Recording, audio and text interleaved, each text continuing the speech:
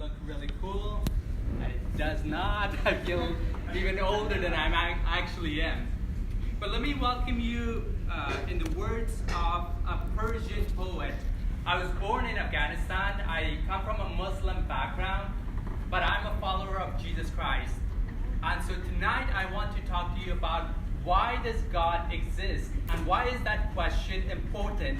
More importantly, why is that question important for each one of you?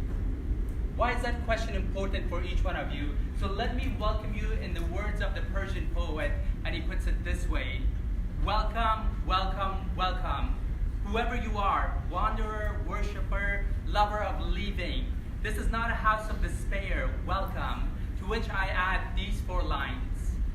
You who have never dropped by, you who have left 1,000 times, you who have tried 10,000 routes, you who have 10,000 doubts, welcome.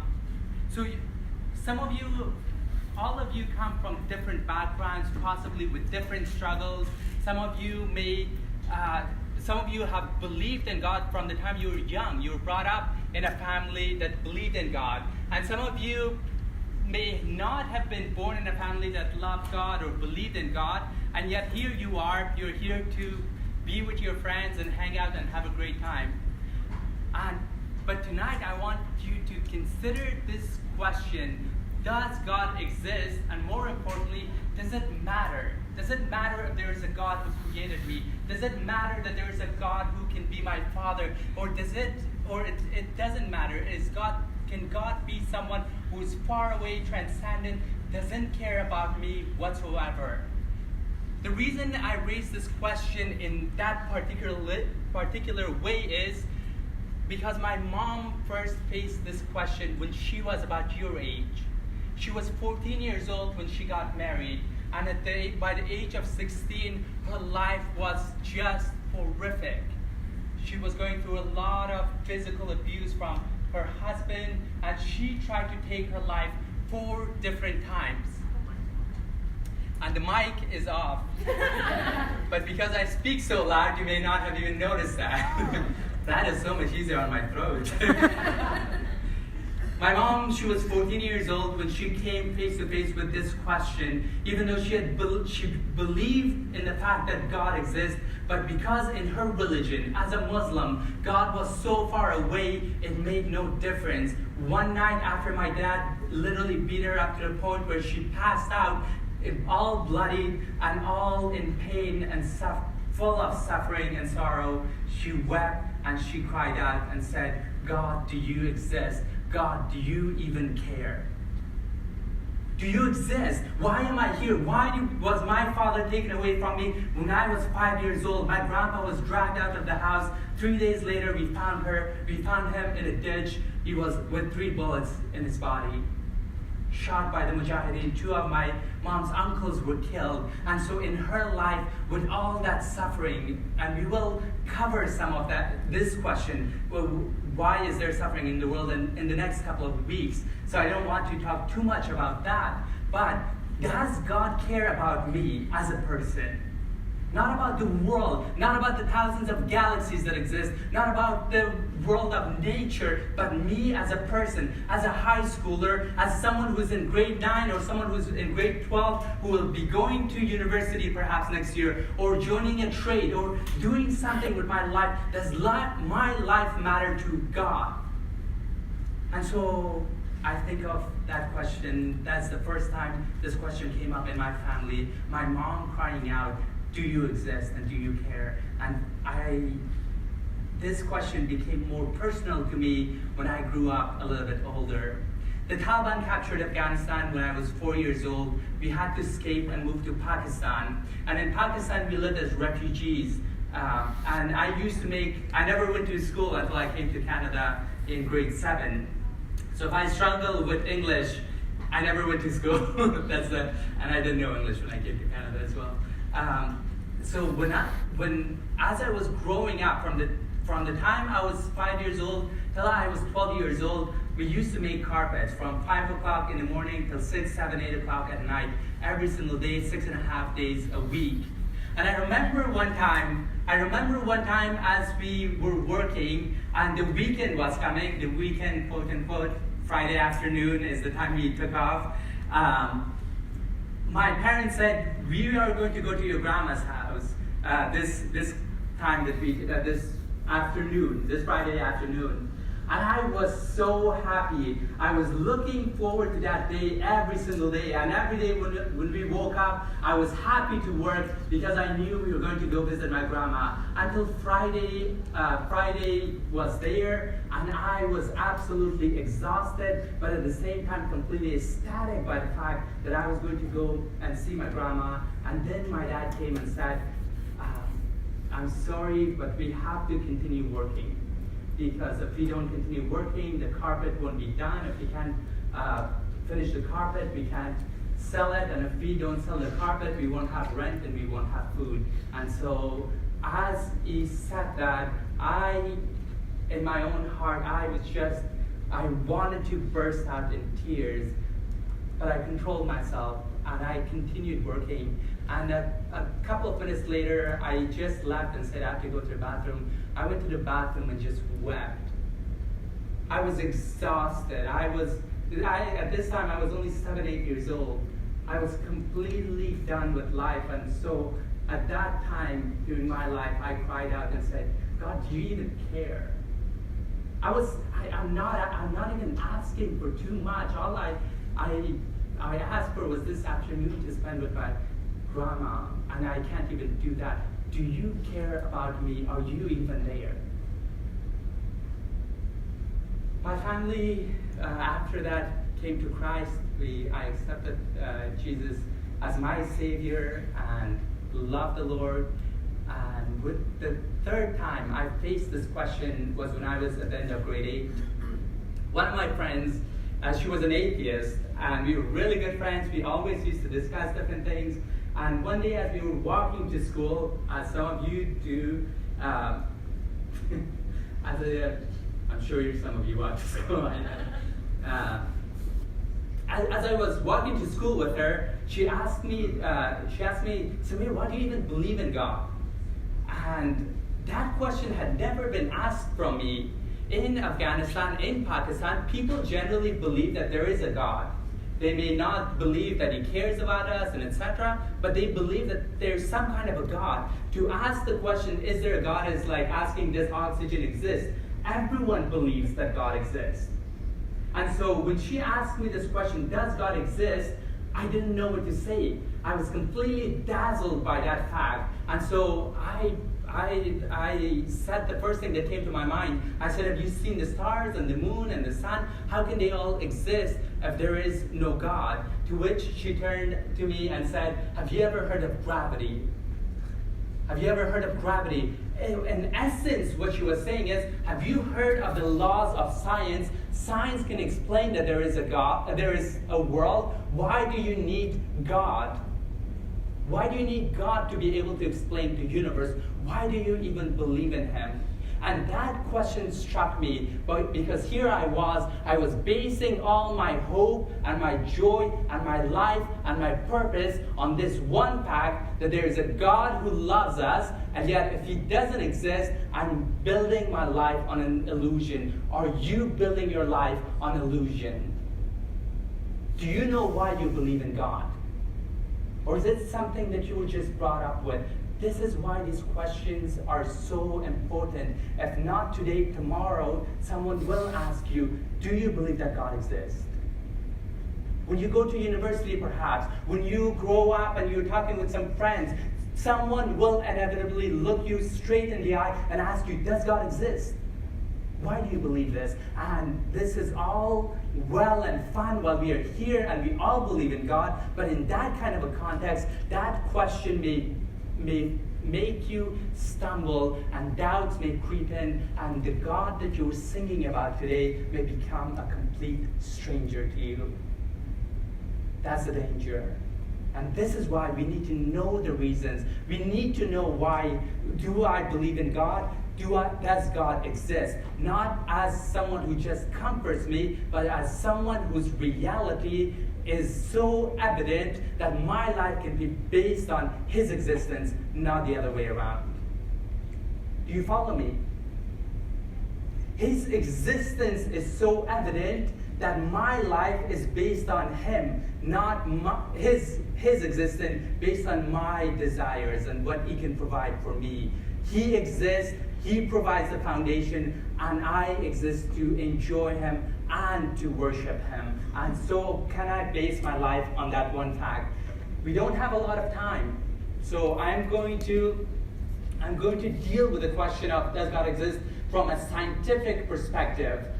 There is some philosophy, there is some science. I went on to study philosophy. As a result of that friend asking me, does God exist? I went to university and I actually studied the question, studied philosophy to answer the question, does God exist? And this is the way I actually thought about it. 3 different ways. I'm going to walk around. It just helps me think better. You will understand when you're older. When you're a gray-headed man like me, you'll understand better. We can go to the next one. Does God exist?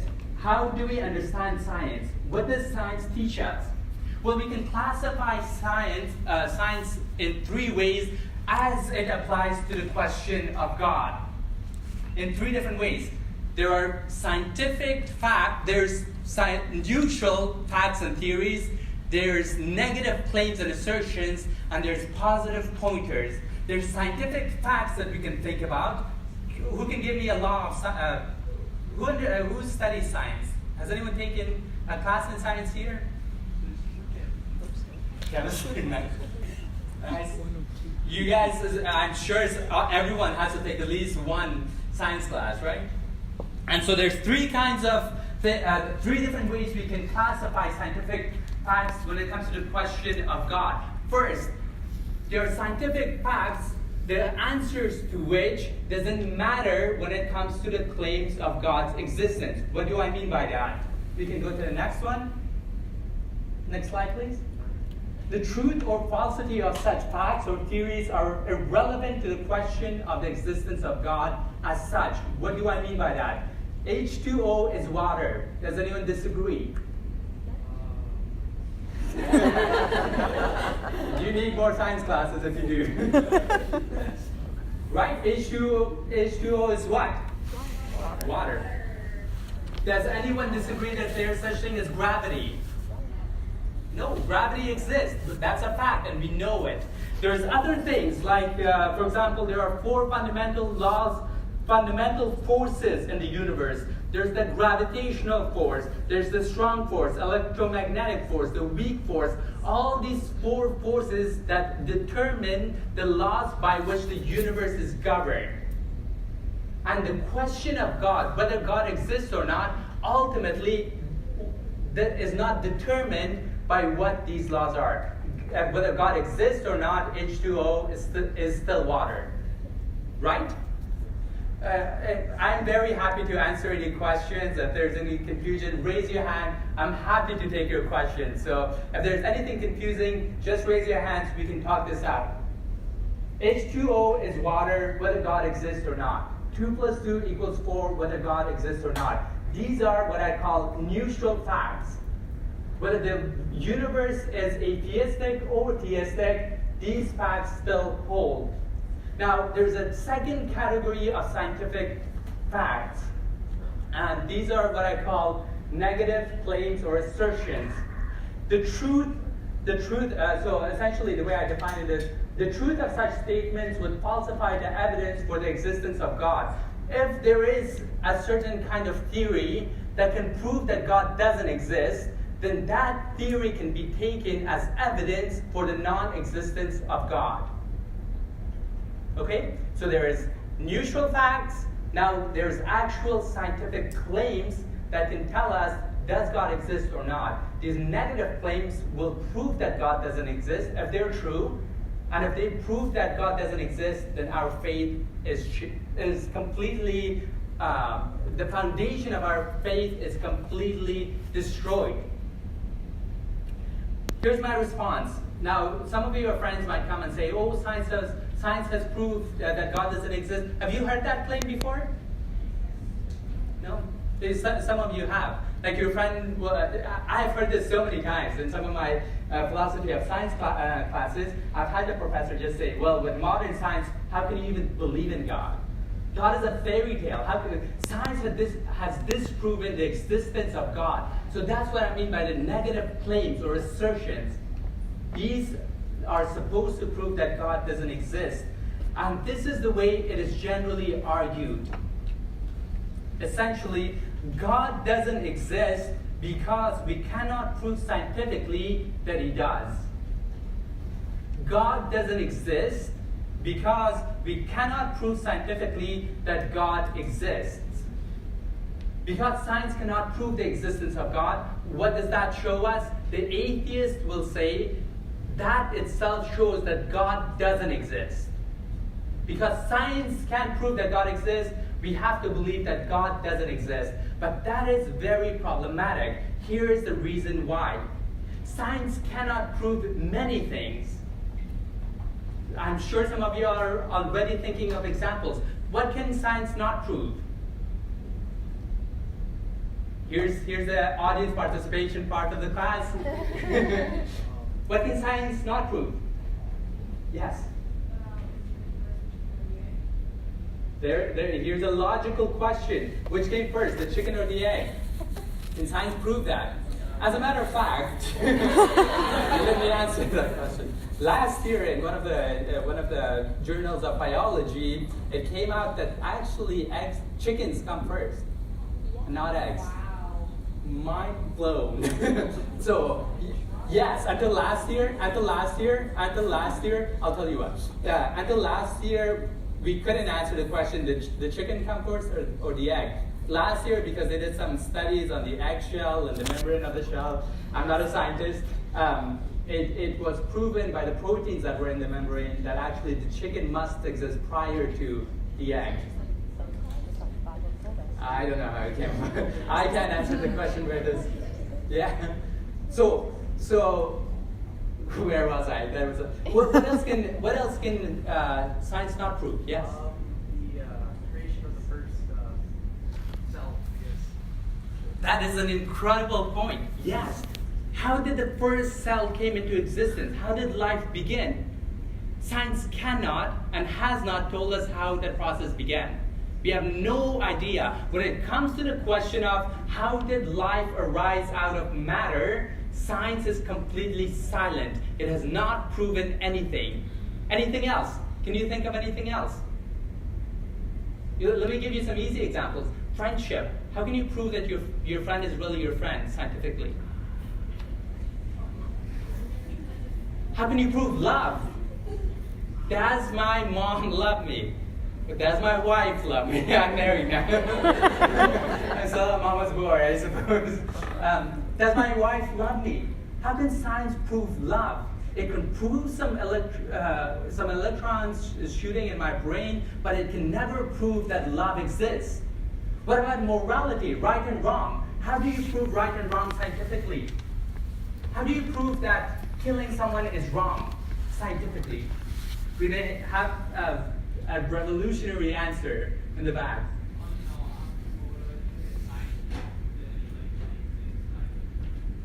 That is incredible. That is second year university thinking. How can we prove that actual people exist? I'll come to that. This is fascinating. Persons technically cannot be proven to exist scientifically. All right? How can you prove right and wrong scientifically? Have you ever thought about that? Can you prove right and wrong scientifically? Let's take the case of someone killing someone with a knife. This is not, actually maybe we should not. You're in high school, so maybe you're not in ethics class.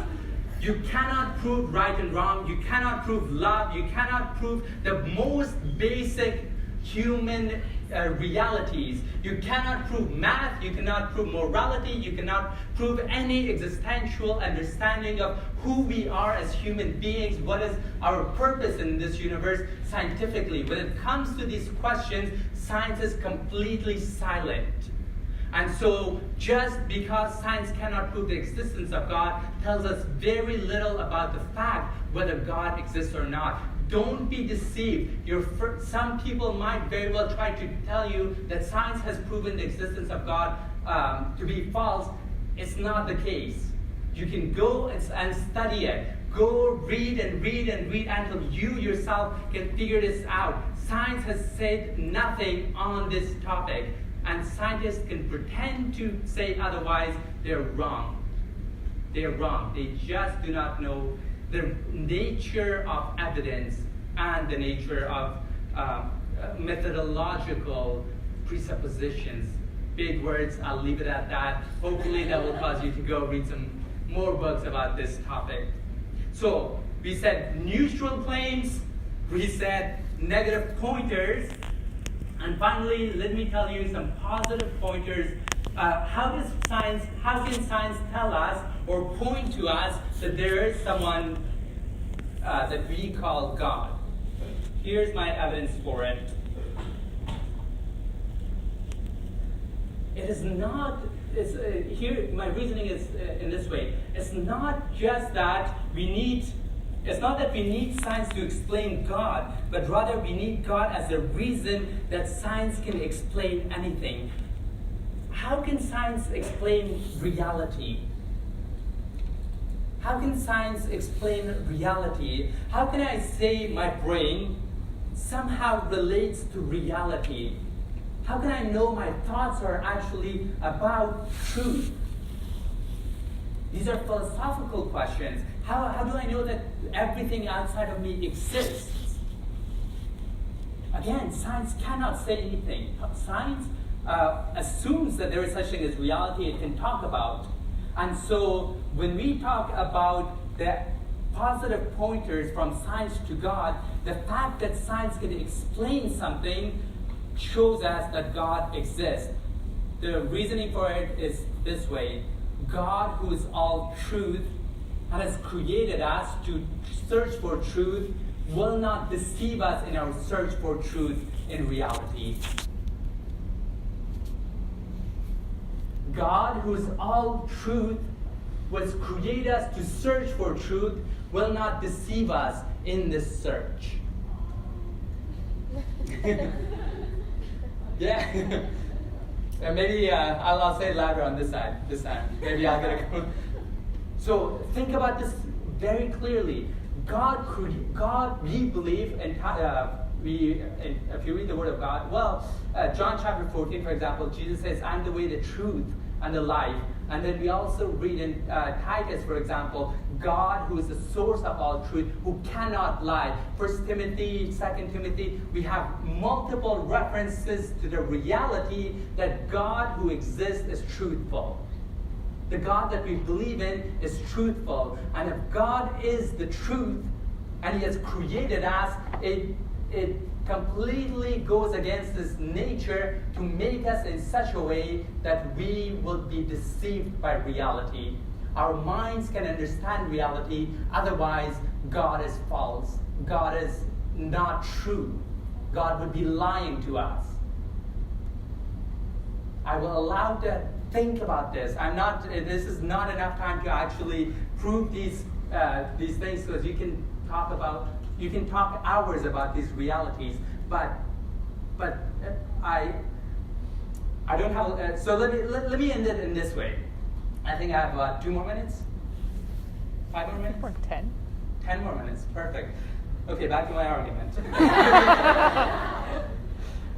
So science can, the fact that our minds can understand reality shows us that there has to be a God. Otherwise, we cannot trust our own thoughts. That's the first reason. Second reason, when we look at reality, at all different levels of reality, we see design, we see information, we see that atoms, DNA, all reality works on certain kinds of basic fundamental laws. If matter is inanimate, meaning like it cannot do whatever it wants, it follows certain laws, we have to ask the question, how can things that have no thought follow laws? How can things that have no minds follow laws? How can a chair follow a law? Human beings follow laws, right? We have the law not to commit, traffic accidents or whatnot, and we can follow that. And this is not a story about me. I haven't been in an accident in a while. It was not my fault. The other person also had a mind, and he chose to. Well, he didn't choose to. His car followed certain laws of law. I'll leave it at that. But listen, how can a chair? We believe in the law of gravity, right? Do you believe in the law of gravity? Yeah. No, you don't? you believe in the law of gravity. I can prove it to you. You want me to prove it to you? No. I can. If you stood under this chair and I dropped it, what would happen? You don't know? You want to test this? No. I am just joking. I'm just joking. Pastor Greg has only given me a certain amount of rights over you. And it doesn't, yeah, I can't do that. We believe in laws, right? But how can a chair follow a law? If I drop it, it falls. Why is it able, why does it do that? Why does it not stick in the middle of the air? It's not my gravity. Because gravity pulls down any object. It pulls it down. Right. Smaller objects also have their gravitational pull. I'm getting too much into the detail. Inanimate objects follow laws. How can an inanimate object follow laws? And how is it that there are laws in the universe to begin with? If there are laws in nature, that proves there must be a lawgiver by which things, all galaxies, all reality must follow these laws because its creator put in laws. This is not a random collocation of atoms. This is a universe that has laws, and if there's a law, there has to be a lawgiver. The nature of reality determines that there must be a lawgiver. And it is magnificent. If you think about this, when you stand in this room, just see how little you are compared to this room. And this room is really small compared to this building. This building is tiny compared to all of Ottawa. And Ottawa is nothing when it comes to the map of Ontario. And Ontario is just a little speck on the map of the world. And the world is nothing compared to the galaxies. And the galaxies, we have 100 billion galaxies in our universe.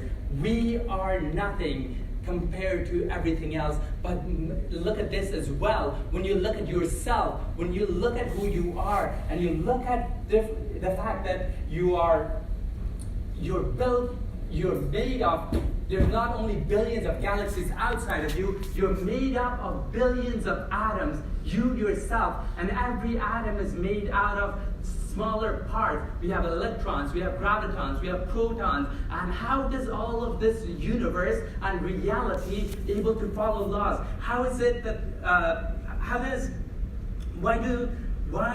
you ever considered why is it that electrons know what to do? Why do each continue to maintain a specific charge shared with other electrons and equal to that of 1836 times bigger than the opposite charge of protons? I may be talking in a different language to you, but I hope someday you study this. What makes an electron? Leave the chairs alone.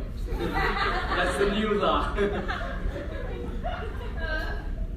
What tells two electrons that when they collide, they shoot out a photon when they run into each other? These are all laws of nature, but that's the point. How can an inanimate object follow any laws? What are these laws? Are these laws outside of material reality? Are they programmed inside of atoms? We look at the universe outside. We look at the universe inside. There's laws and there's knowledge and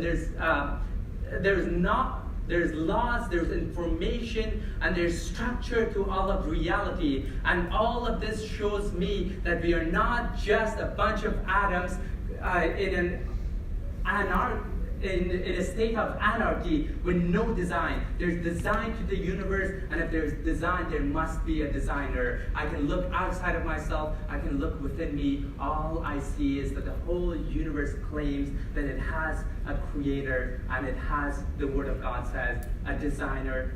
It has a creator, and the Word of God tells us it has a father. Not only that there is a creator out there, but God created the universe the way a father creates a universe. He's fatherly towards it. He loves what he has created. That's why in the first 6 days of creation, when he looks at what he has created, he says, this is good.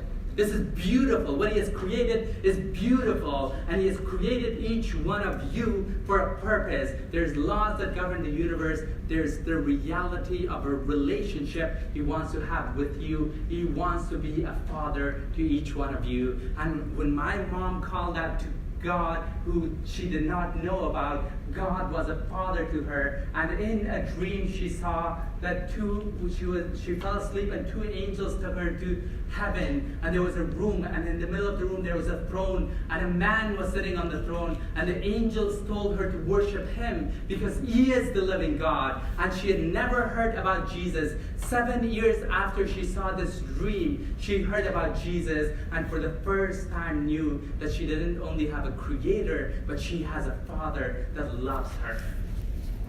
She doesn't only have a creator, she has a father that loves her. Do you know that God, you have a creator? Do you know that you have a father? This will make all the difference in your life.